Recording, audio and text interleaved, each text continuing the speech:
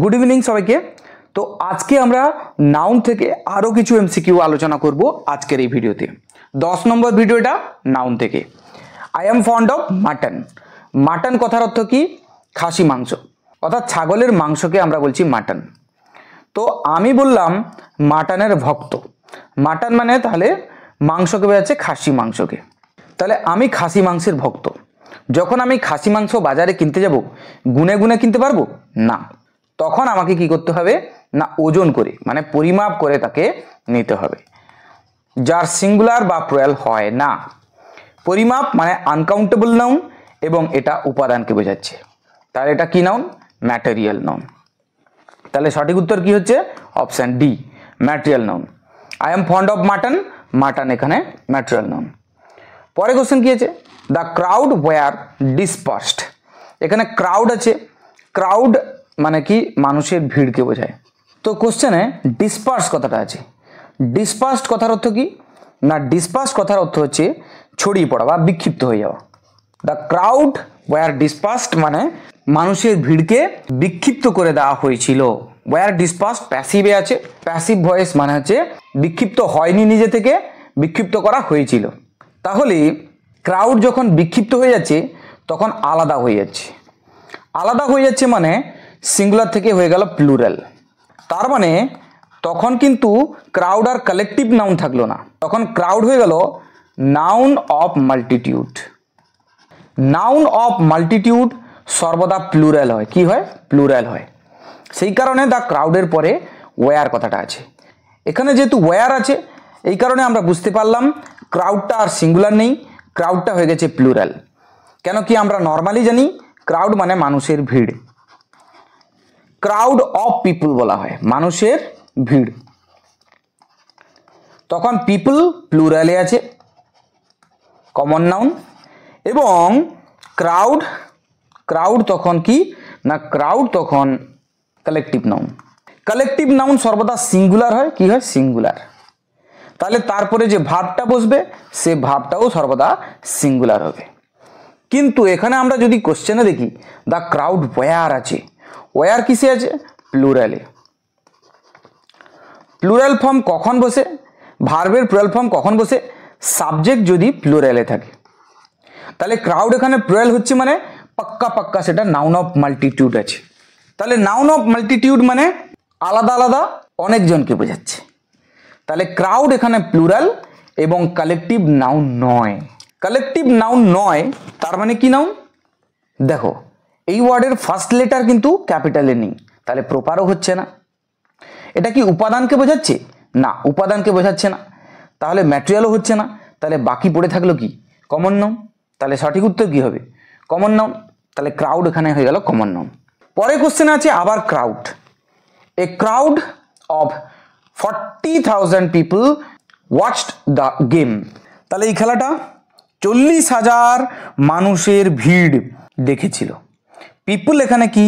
প্লুরালে আছে এবং এটা কমন নাউন।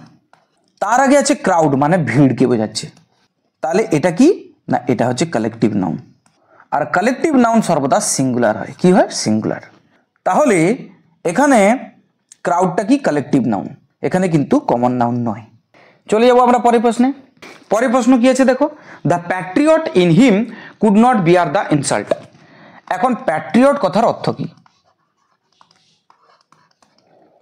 প্যাট্রিয়ট কথার অর্থ হচ্ছে দেশপ্রেমিক। দেশপ্রেমিক কি নাউন হয়? তাহলে প্যাট্রিয়ট, তার থেকে প্যাট্রিয়টস করা যেতে পারে, অনেকজন দেশপ্রেমিক হতে পারে। তাহলে সিঙ্গুলার থেকে প্লুরাল করা যাচ্ছে, তার মানে কমন নাউন।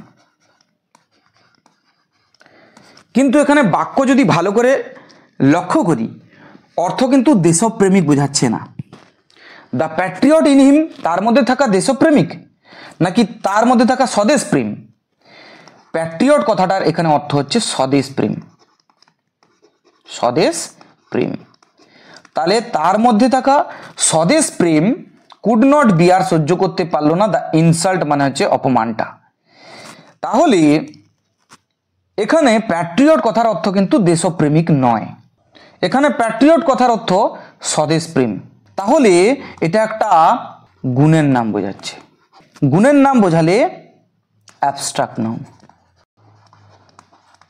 তাহলে এখানে ওয়ার্ড তো আছে প্যাট্রিয়ট, কিন্তু প্যাট্রিয়টকে বোঝাচ্ছে না, এটার অর্থ প্রকাশ করছে কিরকম, প্যাট্রিয়টিজম, অর্থাৎ দেশপ্রেম, স্বদেশ প্রেমকে বোঝাচ্ছে প্যাট্রিয়টিজম। ISM যুক্ত কোনো শব্দ অ্যাবস্ট্রাক্ট নাউন হয়। তাহলে হতে পারে এখানে প্যাট্রিয়ট আছে, স্বাভাবিকভাবে যখন দেশপ্রেমিক তার অর্থ প্রকাশ করবে তখন কিন্তু সেটা কমন নাউন। কি নাউন? Common noun. কিন্তু এখানে স্বদেশ প্রেম বোঝাচ্ছে, দেশপ্রেমিককে বোঝাচ্ছে না।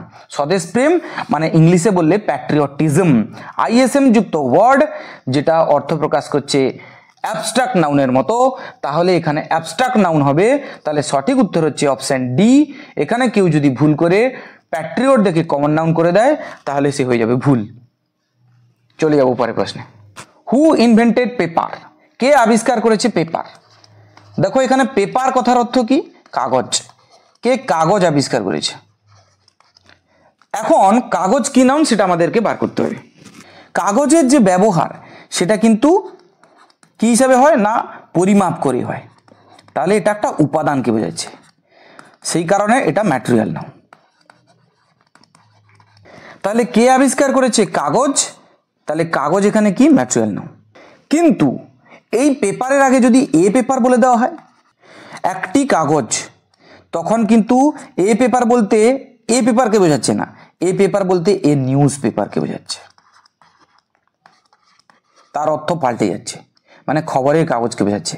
আমাকে একটা পেপার দাও, মানে বর্তমান হতে পারে, আনন্দবাজার হতে পারে। তাহলে এ নিউজ পেপার যখন বোঝাচ্ছে, আমরা জানি যে কোনো নাউনের আগে এ আন দিয়ে বসালে তখন সেটা কমন নাউন হয়ে যায়। তাহলে এ পেপার যেটার অর্থ এ নিউজ পেপার, তখন সেটা হয়ে যাবে কমন নাউন। কিন্তু এখানে হু ইনভেন্টেড পেপার সেটা হচ্ছে ম্যাটেরিয়াল নাউন। এই ম্যাটেরিয়াল নাউন আর কমন নাউনের মধ্যে ছোট্ট একটু ডিফারেন্স আছে, সেটা একটু বুঝিয়ে দিই। দেখো কমন আছে আর ম্যাটেরিয়াল আছে। কমন ম্যাটেরিয়াল কি করে বুঝবে? আমি একটা ওয়ার্ড বললাম উড। উড মানে কি? কাঠ। এখন কাঠের যে ব্যবহার সেটা কুইন্টেলে হতে পারে, কেজিতে হতে পারে, তাই এটা ম্যাটেরিয়াল নাউনের ঘরে। কিন্তু এই কাঠ দিয়ে তৈরি অন্য কোনো উপাদান, যেরকম ধরো টেবিল, তোমার বাড়িতে কতগুলো টেবিল আছে তুমি বলে দিতে পারবে, তার প্লুরাল ফর্ম টেবিলসও করতে পারবে, অর্থাৎ সিঙ্গুলার থেকে প্লুরালও করতে পারছো, তার মানে এটা কমন নাউন। আমি ধরো লিখছি পেনে, পেন আমার কটা আছে বলে দিতে পারবো, তার প্লুরালও করা যায়, তাহলে পেন কমন নাউন। কিন্তু এই পেনটা তৈরি হয়েছে কি দিয়ে? না প্লাস্টিক, তাহলে প্লাস্টিকটা এখানে কি? Material noun. ঠিক একইভাবে আমি বললাম বুক। বুক মানে কি? বই। আমার কটা বই আছে আমি বলে দিতে পারবো, বুকস, তাহলে এটা কমন নাউন।